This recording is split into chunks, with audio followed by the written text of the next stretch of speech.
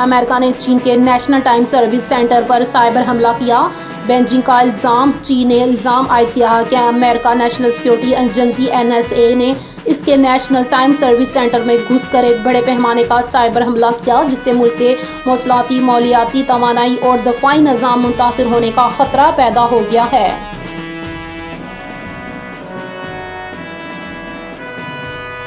पाक अफगान जंगबंदी पर तुर्किया का रद्द-ए-अमल सामने आ गया। तुर्क वज़ारत ख़ारजा ने कहा कि पाकिस्तान और अफगानिस्तान के दरमियान सीज़ फायर का खैर मकदम करते हैं। दोनों ममालिक के दरमियान अमन व इस्तेहकाम के लिए मैकेनिज़्म कायम करने का फैसला किया गया है।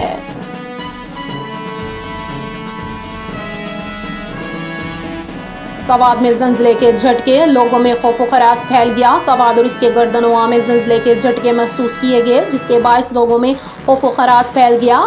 ज़ल्ज़ला बेमा मरकज़ के मुताबिक रेक्टर स्केल पर ज़ल्ज़ले की शिद्दत 4.5 रिकॉर्ड की गई है।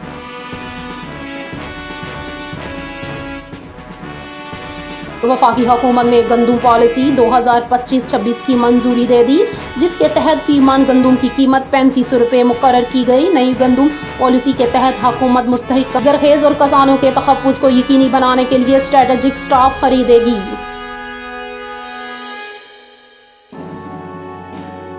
UAE ने गोल्ड वीज़े की नई कैटेगरी मुतारिफ करवा दी। मुत्तहिद अरब अमारात ने ज़मरे के तहत वक़्फ़ अतिया दहिंदगान को गोल्ड वीज़े की पेशकश की है। General directorate of residence and foreign affair Dubai और औकाफ और नाबालिगों के अमूर की फाउंडेशन औकाफ दुबई ने ताउन के मुआहदे पर दस्तखत किए, ताकि इंसानी हमदर्दी के कामों में वक़्फ़ करने वालों की मदद की जा सके।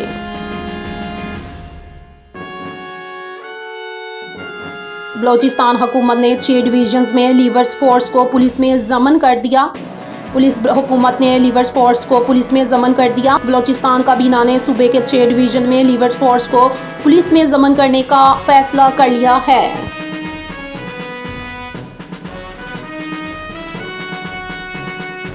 बॉलीवुड अदाकार परिणीति चोपड़ा और इनके शोहर सियासतदान रघु झदर ने बल आखिर अपने घर नन्हे मेहमान का इस्तकबाल किया। भारतीय मीडिया के मुताबिक परिणीति चोपड़ा और रघु झदर के यहाँ बेटे की पैदाइश हुई।